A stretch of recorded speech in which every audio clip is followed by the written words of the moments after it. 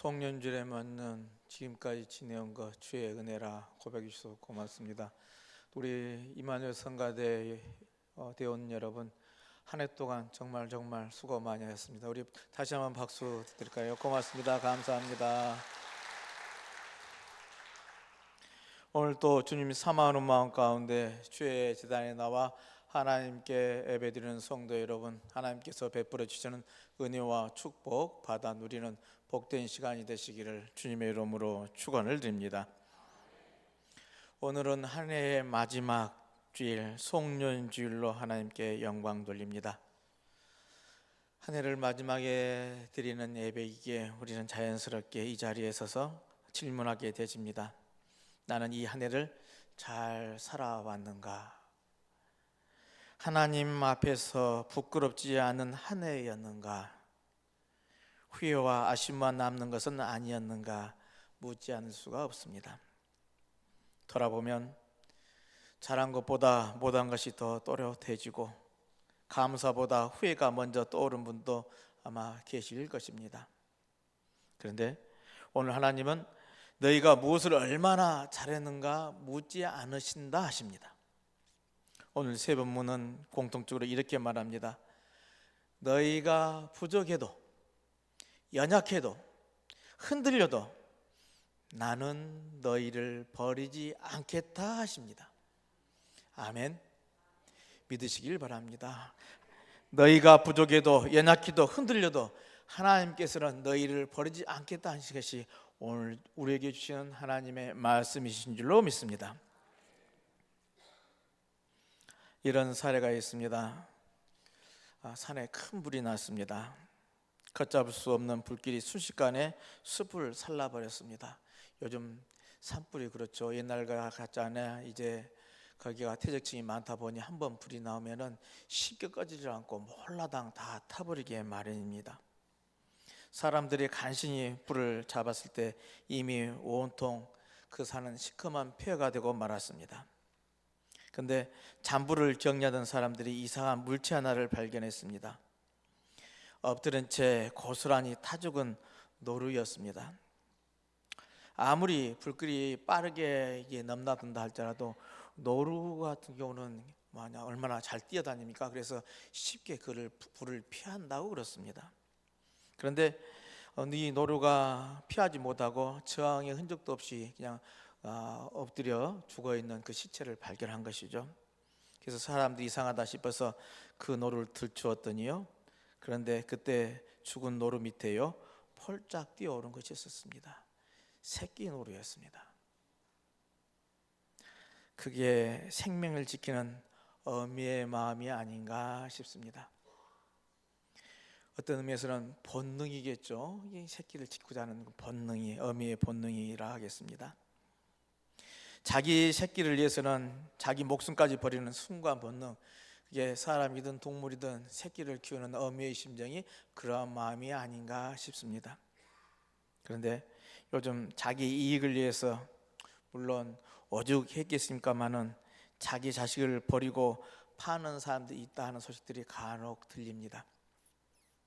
그런 부모 이야기를 들으면요, 인간은 숭고한 본능은 퇴화시켜버리고 천박하고 탐욕스러운 본능만 진화시켜 온 것 아닌가 하는 생각에 안타깝게 짝이 없습니다. 오늘 사례에서 들은 것처럼 한 생명을 지키고 키우는 것은 거저되는 일은 아니라 생각이 되집니다. 그 어미의 헌신과 희생적인 사랑이 필요한 것이죠. 그 희생과 헌신이 담겨져 있을 때 그 생명은 자라날 수가 있다는 이야기입니다. 여러분, 생명은 사랑과 헌신, 희생을 먹고 자란다는 사실 꼭 기억하시길 바랍니다. 우리들의 생명이라는 것, 우리 자녀들의 생명이라는 것도 그저 이루어지는 것은 아니죠. 생명은 생명으로 자라납니다. 그래서 생명은 더없이 소중한 것이라 하겠습니다. 오늘 호세아는 사랑의 이야기를 우리에게 전합니다. 하나님의 사랑을 어떻게 표현할 수 있을까? 무엇으로 표현해야 그 사랑이 가장 잘 드러날 수 있을까 아마 고민했던 것 같습니다. 근데 호세아는 그 사랑의 표현을요, 어머니의 사랑, 그렇습니다. 어머니의 사랑으로 우리들을 설득을 합니다. 호세아는 이스라엘 백성들을 향한 하나님의 사랑을요, 어머니의 사랑으로 비유를 해서 우리에게 들려줍니다. 어린아이를 또 젖먹이를 지키고 키우는 어머니의 사랑, 우리 가만히 생각해봐도 우리 자녀들을 키워냈을 때 그 모습을 본다면 그 어머니의 그 사랑으로 우리 자녀들을 다 키워내는 것 아니겠습니까? 자기 살을 주고 자기 피를 나누어 주고 가슴을 풀어 젖을 물리면서요, 이제 키워내는 그 사랑, 어머니의 사랑만큼 하나님의 사랑을 잘 드러내주는 것은 또 어디에 있겠습니까? 그런데 어미는 그렇게 사랑으로 자식을 키워내려고 하는데 어린아이는 어머니의 사랑을 잘 모릅니다. 알지를 못합니다. 그래서 애타게 부르는 어머니의 소리를 듣고도요, 다른 곳으로 가곤 하죠. 이스라엘 백성이 하나님의 사랑을 마다하고 바알신을 따라가고 온갖 우상을 섬겼듯이요, 어린아이는 그렇게 어긋나 가더라는 겁니다. 어머니가 품에 안아 기르고 한 걸음 한 걸음 마음 졸이면서 가르쳐준 그 걸음마지만은 자기 스스로 걷는 줄 알고 제멋대로 나가려고 하는 것이 어린아이의 모습이더라는 것이죠. 눈에 보이는 것, 귀에 들리는 것, 코에 맡아지는 것을 따라서요, 그게 위험한지도 모르고 그 길로 나아가더라는 겁니다. 아기가 아프면 어머니의 마음은 또 어떻습니까? 열이 불덩이 찌오르면요, 그 불덩이 같은 아기를 둘러엎고 이리 뛰고 저리 뛰기도 하고요, 아기보다 더 아파하고요, 애간장을 태우면서 노심초사하는 것이 어머니의 마음 아니겠습니까? 호세아는 이렇게 죽을 고비에서 건져내고 살려내면서요, 아기를 키우는 어머니의 사랑을 통해서요, 하나님의 사랑을 우리에게 들려줍니다. 그런데 자식의 이해가요, 어머니의 사랑보다 클 수가 없더라는 겁니다. 그렇죠? 이스라엘 백성들은 하나님의 사랑을 깨닫지를 못하였습니다. 하나님이 그렇게 이스라엘 백성들을 사랑하고 사랑해 주는데도 불구하고 그 사랑을 깨달아 알지 못하더라는 겁니다. 그렇게 하나님의 사랑을 알지 못한 것이 이스라엘 백성들의 죄악이요 비극의 시작이라 하겠습니다. 그렇게 하나님의 사랑을 알지 못하고 풍요로 미혹하는 신, 향락으로 유혹하는 신 바알을 따라가고 맙니다. 하나님은 나는 너의 백성이 되리라 약속해 주셨고 너는 나의 자녀라 라고, 이제 나는 너의 하나님이 되고 너희는 나의 자녀가 되리라 약속을 해 주셨는데 불구하고요, 그 사랑을 깨달아 알지 못하고 다른 길로 가고만 이스라엘 백성들, 그 결과는 어떻습니까? 결국 하나님의 심판을 면할 수가 없더라는 겁니다. 이집트 땅으로부터 그들을 구원하신 하나님의 사랑을 떠나갔으니요, 어디로 갔겠습니까? 오늘 호세아는 다시 이집트 땅으로 돌아간 것이라고 표현을 합니다. 호세아는 아시리아의 침공과 지배를요, 이집트로 회귀로 보았던 것이죠. 하나님을 떠났으니 하나님께로 돌아오지 않았으니요, 갈 곳은 다시 그들이 나왔던 그곳으로 갈 수밖에 없었노라는 설명입니다. 그러나 어머니의 사랑은 자식의 이 불순종보다요 더 크더라는 것이죠. 비할 바도 없이 크고 또 크더라는 겁니다. 이렇게 하나님의 사랑은 넓고 크기 때문에요, 거기에서 희망을 바라봅니다. 호세아는 여기에 희망이 있음을 봤습니다. 그리고 우리의 구원이 거기에 있더라는 것이죠. 어머니는 떠난 자식을 버릴 수가 없습니다. 그래서 오늘 8절에 에브라임아 내가 어찌 너를 버리겠느냐, 이스라엘아 내가 어찌 너를 원수의 손에 맡기겠느냐 하면서요, 이제 한탄을 합니다. 이스라엘의 배반을 생각하면 어찌 분하지 않겠어요? 또 그 불순종과 반역을 따지자면요, 어찌 괘씸하지 않겠습니까? 그 교만하고 패약한 태도를 떠올리면요, 어찌 분노하지 않겠습니까? 그렇게 끓어오르는 분노보다요 더 그러나 강한 것이 있더라는 겁니다. 자식을 향한 실망과 우라보다도요 더 강하게 불길처럼 강하게 솟아오르는 그 무엇이 있는데요, 그게요 불쌍히 여기는 마음, 긍휼히 여기는 마음이더라는 겁니다. 그게 뭡니까? 어머니의 사랑 아니겠습니까? 아무리 포기하려 해도요 포기할 수 없게 하는 것, 아무리 화가 나도 화나는 대로 할 수 없게 하는 것, 그게 어머니의 긍휼히 여기는 마음, 그 사랑이더라는 겁니다. 사랑하는 성도 여러분, 인간도 그러할진데요, 우리 못난 부모들도 자식에 대해서는 그러할진데 하나님은 어떠하시겠는가 하는 겁니다. 9절 말씀을 한번 읽어볼까요? 아무리 화가 나도 화나는 대로 할 수 없구나. 내가 다시는 에브라임을 멸망시키지 않겠다. 나는 하나님이요 사람이 아니다. 나는 너희 가운데 있는 거룩한 하나님이다. 나는 너희를 이어바로 온 것이 아니다. 아멘. 그렇습니다. 표준 세번역으로 읽었는데요, 이제 내가 다시는 에브라임을 멸망시키지 않겠다. 나는 하나님이요 사람이 아니다. 나는 너희 가운데 있는 거룩한 하나님이다 라고 선언을 합니다. 그렇습니다. 호세아는 어머니의 이 긍휼히 여기는 마음, 긍휼히 여기는 이 사랑을 보면서요, 아니 자기 속에 끓어오르는 이 자식에 대한 어버이의 사랑을 느끼면서요, 하나님의 마음, 하나님의 사랑을 보았던 것이죠.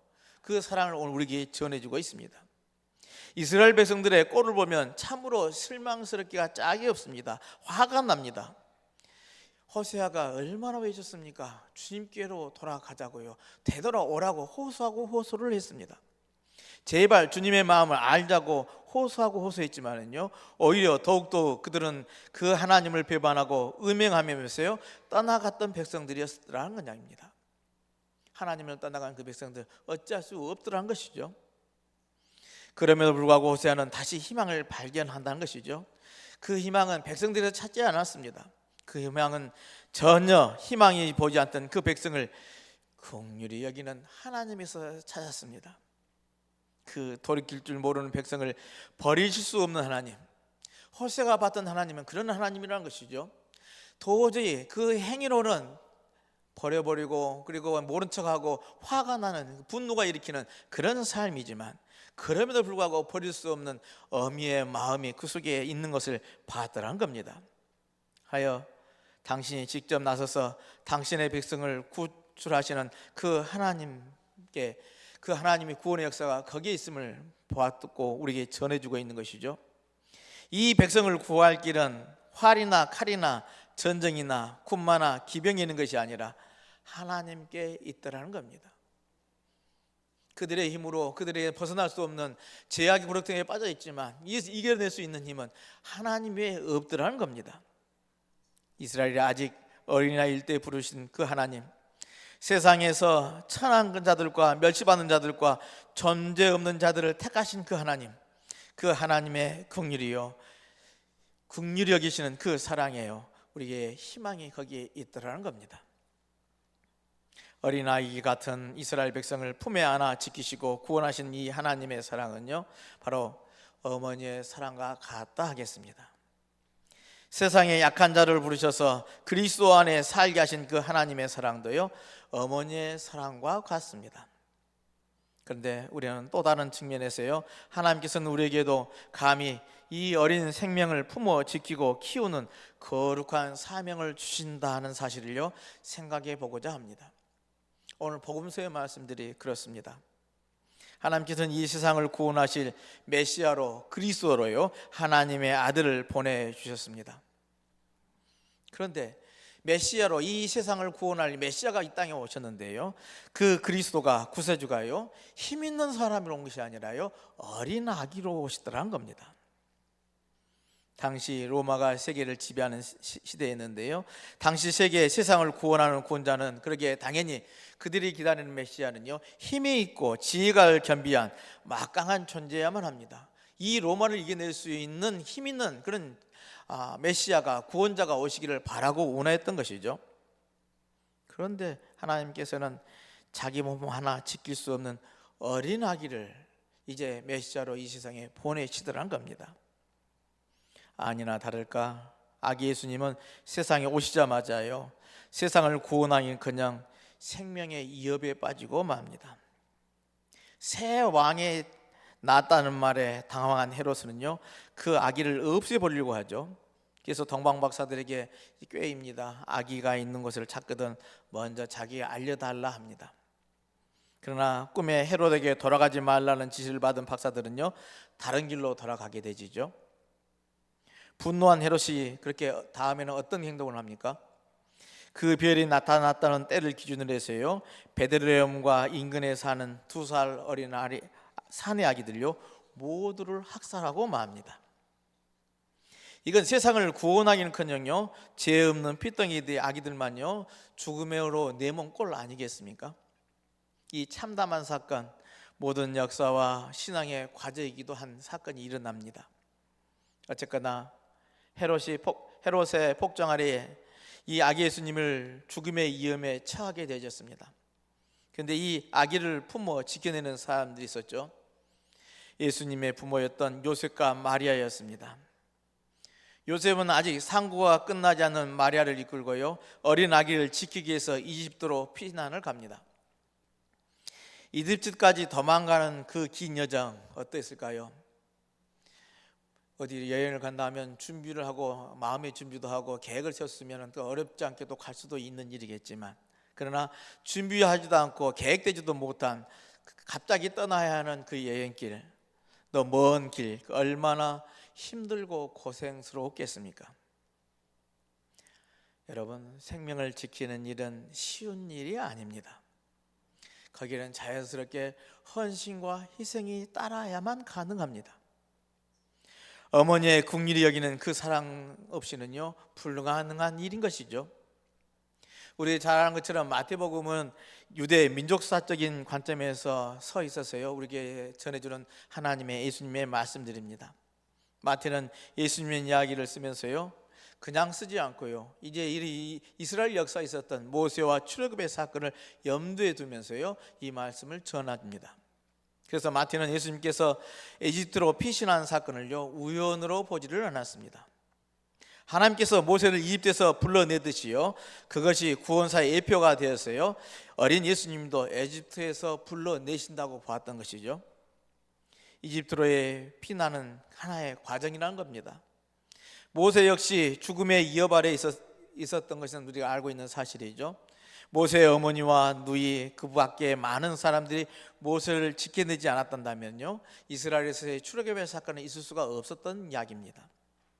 이렇게 구약의 이야기, 구원의 씨앗은요 그것을 지켜내는데 그렇게 수많은 헌신과 사랑과 믿음이 있어야만요 가능해졌다는 것이 구약이 우리 들려준 메시지였던 것이죠. 예수님의 삶도 그러하더라는 겁니다. 다시 모세가 태어났을 때를 생각해 보면 그때도 사내 아기들이 죽어야만 했듯이요 예수님께서 탄생했을 때도요 수많은 사내 아기들이 희생되어야만 했더란 겁니다. 어떤 소설가는 이 부분을, 이 아기들의 희생을요 예수님이 일생의 하나의 숙제처럼 따라다녔다라고 상상력을 펼치기도 합니다. 예수님 때문에 수많은 아기들이 죽었다는 것이죠. 그런데 왜 아기 예수님이 그걸 책임을 져야만 합니까? 정확히 말하자면 자신의 부정한 권력을 지키기로 했던 헤롯이 문제인 것이죠. 그가 책임을 져야 하는 것이란 이야기입니다. 그 부정한 권력 아래서 확보한 이 부정한 기득권에 눌려 앉아있던 그 기득권자들의 책임질 일인 것이죠. 이 사건의 범죄자는 어린 아기 예수님이 아니라요 저 흉악무도한 권력과 그 안에 거주하는 기득권자들이 짊어져야 할 책임이더라는 겁니다. 그런데 그 독재자에게 정면으로 책임을 물었다가는 예나 지금이나 이제 그 권력자에게서 살아날 수가 없다 보니요 이제 애꿎은 희생자들에게 비겁한 화살을 돌리는 것 아니겠습니까? 그 아기들의 죽음 또한 하나의 희생이었습니다. 억울하고 황망한 희생이요 역사의 한이라 할 것입니다. 그 시대를 사는 사람이라면 사법적인 책임을 피할 수 있을지 몰라도요 역사적인 책임은 피할 수가 없을 것입니다. 더구나 신앙적인 책임은 도저히 벗어날 수 없는 일인 것이죠. 어쩌면 예수님께서는 이 끔찍하고 잔혹한 사건을요 일생 가슴에 아픔으로 담고요 살아왔는지도 모르겠습니다. 아니, 그러하셨을 것 같습니다. 그래서 다시는 이 땅에서 그런 억울한 고통이 발붙이지 못하도록 하나님의 정의를 세우는 일에 십자가를 대신 짊어지고 앞장서 가셨는지도 모르겠습니다. 결국 예수님의 부모는 헤롯이 죽고 그의 아들이 뒤를 이었을 때요 다시 이제 유다로 돌아옵니다.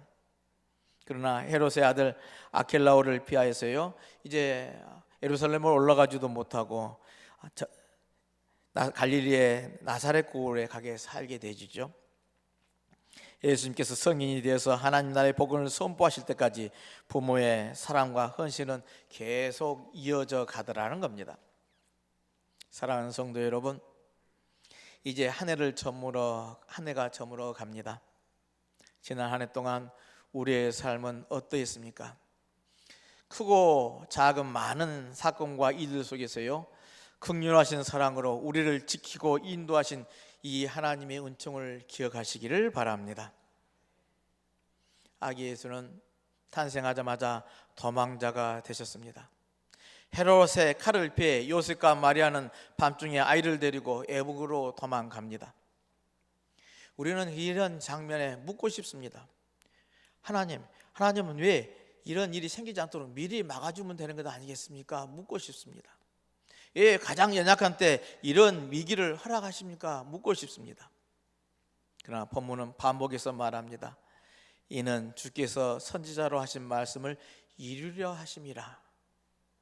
불안정해 보이는 상황 속에서도요, 하나님의 계획은 한 번도 흔들리지 않고 그 계획한 길로 가시는 하나님이심을 새삼 깨닫습니다. 올해 우리도 비슷한 삶의 경험을 하지 않았습니까? 내 계획에 없는 예상치 못한 일이 튀어나오기도 하고, 설명되지 않는 어려움을 겪기도 하고, 불안한 미래, 그러나 지금 이 자리에 우리가 있다는 것, 그 자체가 증거 아니겠습니까? 하나님은 우리 인생을 내버려 두고 방치하지 않으시더라는 겁니다. 우리가 연약할 때 우리를 부르셔서 구원의 은총을 베푸신 그 하나님의 사랑을 여러분 잊지 마시기 바랍니다. 또한 하나님께서 어머니처럼 우리를 품어 지켜주셨듯이 우리도 하나님께서 우리에게 주신 이 생명의 씨앗, 평화의 씨앗을 받아서 품어서요, 생명을 살리고 평화를 일구하는 그런 믿음의 삶을 살아가시길 바랍니다. 우리의 작은 사랑과 헌신을 통해서 하나님께서는 이 땅에 하나님의 나라의 복음의 역사를 일구어 가시게 될 줄로 믿습니다. 사랑하는 성도 여러분, 오늘 새 본문이 하나로 전하는 메시지는 분명합니다.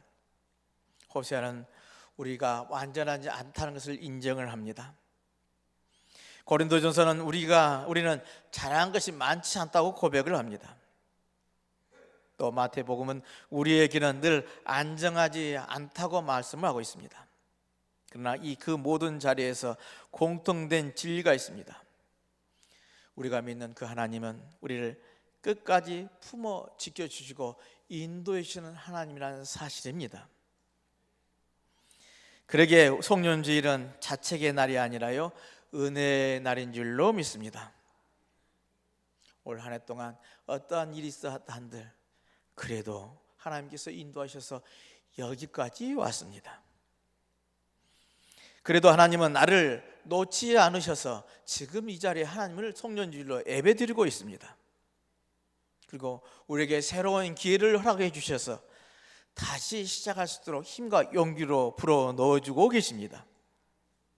이제 우리는 새해를 향해 나아가십시다. 확실한 것은 하나입니다. 새해에도 우리는 완벽하지 않을 것입니다. 그러나 하나님은 변함없고 신실하신 분이게요, 우리를 당신의 사랑으로 품어주시고 지켜주시고 인도하여 주실 줄로 믿습니다. 그런 은혜가 풍성한 믿음의 삶이 되시기를 다시 한번 주님의 이름으로 축원을 드립니다.